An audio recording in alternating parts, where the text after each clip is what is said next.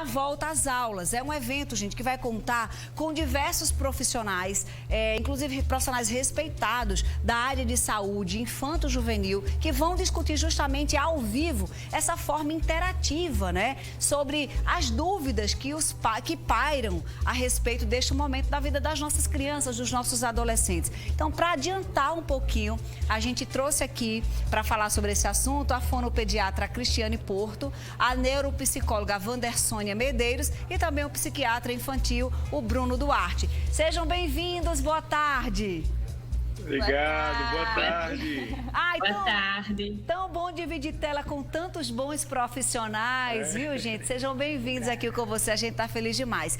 Cris, outro dia eu trouxe você aqui no Com Você e a gente falou sobre essa dificuldade que muitos pais estavam tendo de lidar com os filhos na pandemia, porque muitos deles não estavam em home office, né? E aí, passado esse período, com essa possibilidade de volta às aulas agora, quais são os impactos desse isolamento social para as crianças que estão nessa fase de desenvolvimento? Porque o que acontece? Nem toda criança tem um irmão para trabalhar linguagem oral, socialização, né? Muitas não têm convívio com outras crianças e não frequentavam a escola nesse período. Então, levando em consideração isso, o que é que a gente pode entender como consequência, hein? Oi, Fernandinha, boa tarde a todos os seus telespectadores. É um prazer enorme estar com vocês novamente. Essa pergunta, na verdade, eu vou dividir com essa resposta, eu vou dividir com o Dr. Bruno. Vou falar da linguagem e ele fala do aspecto da socialização das crianças, tá? Olha só, Fernandinha, no que diz respeito ao desenvolvimento da linguagem, a convivência da criança com seus pares, o que são esses pares? São crianças da sua mesma idade, é super importante, né? Então, o que é que aconteceu durante esse ano de 2020? As crianças deixaram de ir à escola, deixaram de conviver com outras crianças em parquinho, né? Verdade. Então, muitas delas frequentavam a igreja, a salinha da igreja, convívio com primos, né? E como você bem falou, muitas delas nem irmãos têm, né? Então, o que é que acontece? Os pais ficaram em home office, o número de horas de exposição às telas aumentaram bastante. E aí os pais falam assim, mas eram em programinhas educativos. Mas, na verdade, a criança precisa conviver, precisa dessa troca. Até porque eu gosto sempre de falar assim, o desenho, ele mexe a boca, na maioria das vezes, abrindo e fechando, né? Então, é diferente como a gente fala. Então, aconteceu realmente um grande número de pais que passaram a procurar os fonoaudiólogos, né? Porque começaram a se preocupar com essa falta de estimulação da linguagem, né? E, em contrapartida, houve um fenômeno também que, graças a Deus, os pais puderam estar mais perto e observaram que as crianças já estavam apresentando alterações, né? Então, assim, esse isolamento social teve um impacto muito grande realmente no desenvolvimento da linguagem, tanto de crianças com o desenvolvimento típico, né, que a gente chama normal, como em crianças que já iriam apresentar mesmo por algum transtorno do neurodesenvolvimento, ou porque tem algum déficit na acuidade auditiva, ou seja, escuta menos do que o necessário, né? Então, realmente há um impacto grande no desenvolvimento da linguagem das crianças. Agora, a segunda parte eu deixo para o doutor Bruno. Então, agora, doutor Bruno, vamos falar um pouquinho, o doutor Bruno, que é psiquiatra infantil, vamos falar um pouquinho sobre essa questão da socialização. Eu tenho um grupo de mães, e são mães de crianças que nasceram no mês de agosto, então tem 2 anos e pouquinho. E muitos relatos diziam assim, olha, a gente estava tudo em casa, tal. Quando flexibilizou um pouco mais, que eu fui para o interior, visitei alguém, resolvi passar a pandemia lá, o menino é outro, tá comendo melhor, tá conversando mais, tá interagindo, ou seja, essa ausência de convívio de pessoas pode afetar o desenvolvimento, principalmente das crianças menores, doutor? Pode, com certeza, Fernandinha. Na verdade, assim, nos 2 primeiros anos de vida, né, especialmente no final dos 2 primeiros anos de vida, a gente já vai ter uma tendência maior da criança de ter uma convivência em paralelo, e entre os 2 a 3 anos, a convivência compartilhada mesmo com outras crianças da faixa etária, né? Sim. A gente sabe, assim, que no primeiro ano de vida, o primeiro ambiente da criança é realmente a família. Então, os bebês muito pequenos, eles não sentiram tanto esses impactos, porque não é esperado, de fato, esse tipo de estímulo. Mas entre os 10 meses a um ano e 2 meses, que a criança ela já começa a ter uma noção maior de outras figuras, ela começa a ter uma socialização maior, uma interação maior com outras figuras familiares. E aí depois, a gente, até os 2 anos, já começa a esperar que a criança ela esteja inserida num contexto onde ela consegue reconhecer seus pares, ela consegue interagir, mesmo que em paralelo. Então, esses primeiros 2 anos de vida, eles impactaram, né? Principalmente esse 2º ano de vida, ele impacta muito nessa questão das primeiras habilidades sociais que a criança ela vai adquirir, né? E a gente sabe que as habilidades sociais, elas são um conjunto de ferramentas, de habilidades que a criança ela vai adquirir de forma cada vez mais crescente. Então, as crianças menores, elas estão passando por um momento em que elas estão sendo privadas desse primeiro contato.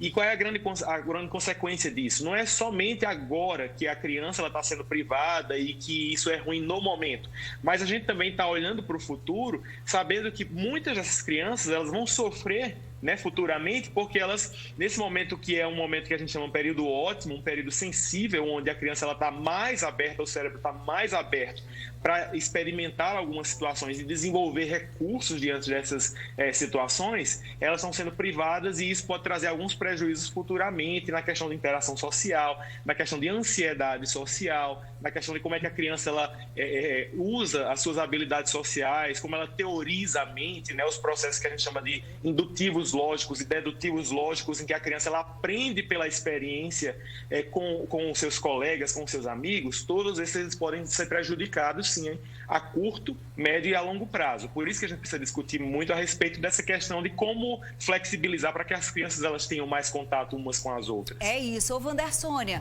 levando em consideração que essa geração, a gente avança um pouquinho na idade, é super conectada, e que nessa pandemia, com a ausência de atividades externas, eles ficaram ainda mais conectados, porque eram jogos, eram tablets, os pais precisavam também muitas vezes oferecer isso. E o aprendizado, em alguns casos, também via ensino remoto. Enfim, há alguma faixa etária que ficou mais prejudicada com essa questão dessa relação aprendizagem remota? Eu diria, Fernanda, que todas as áreas ficaram prejudicadas de formas diferentes, né? Então, os pequenos, eles perderam com a interação social, com a imitação, como o Bruno estava falando, com a teoria da mente, com a regulação emocional, né? Porque a convivência com o pai, com a mãe, o pai não vem, pega o brinquedo de uma criança e diz é meu, né? Mas uma outra criança faz isso e isso é importante para a resolução de problemas daquela criança. Então, os maiorzinhos, eles acabaram ficando muito tempo nas telas. Isso foi inevitável, porque eles não tinham muito o que fazer, né? No começo da pandemia, os pais também ficaram de quarentena, ficaram com eles, todo mundo se mobilizou para fazer atividades lúdicas, mas aos poucos, né? A família foi tendo que voltar a trabalhar, não necessariamente dentro de casa, muitos pais voltaram a trabalhar fora, e essa criança fica dentro de casa com telas, né? Que causa agressividade, problemas de sono, obesidade infantil e muitos dentre outros problemas que eu posso citar. E os adolescentes também se prejudicaram, né? Porque os adolescentes, eles são muito sociais, eles gostam de estar em grupos, de sair. Então, eu tenho recebido muitos adolescentes com depressão, ansiedade e outras doenças e transtornos mentais. Você falou aí de ansiedade, a gente já tem um país mais ansioso do mundo, não é? A OMS já preconiza isso, mas com esse isolamento social, doutor Bruno, a gente também já fala, né, dos casos de crianças também com ansiedade, com depressão, com transtorno de personalidade. Então, não é que deu certo para você o isolamento, que está tranquilo, que acontece para todas as famílias. Crianças passam por situações iguais de maneiras diferentes. E é importante que os pais entendam isso, né, doutor Bruno? Com certeza, até porque a gente sabe assim que um dos maiores fatores de risco para uma criança ser ansiosa é ela estar num ambiente que gera ansiedade. né? Então, se a gente está no momento de isolamento, onde a gente está vivendo essa ansiedade em casa, a criança, ela vai ser condicionada, isso não é apenas uma coisa que ela vai achar, que ela vai pensar, ela de fato é condicionada a ter um funcionamento do pensamento que tende a ser mais ansioso. Da mesma forma, o retorno às aulas também, que esse é um dos propósitos da nossa discussão, também precisa ser muito bem ponderado, porque esse retorno também precisa ser feito de forma gradual, com cautela, para que ele também não gere ansiedade nas crianças. Porque senão, depois, posteriormente, a gente vai estar falando em crianças, né, que vão se tornar adolescentes, posteriormente adultos, que vão ter uma predisposição muito maior a sofrer de transtornos ansiosos, porque elas vieram de um novo normal que gerava ansiedade.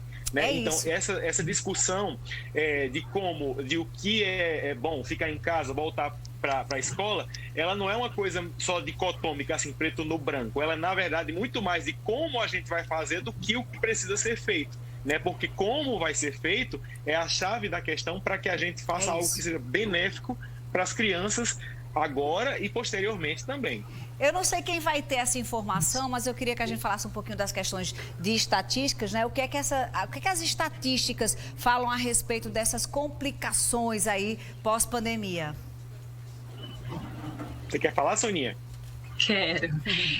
Olha só, a gente já tem muitos artigos, né, publicados, colocando taxas aí de 25%, 30%, dependendo do estudo, de crianças e adolescentes que relatam estarem mais ansiosos.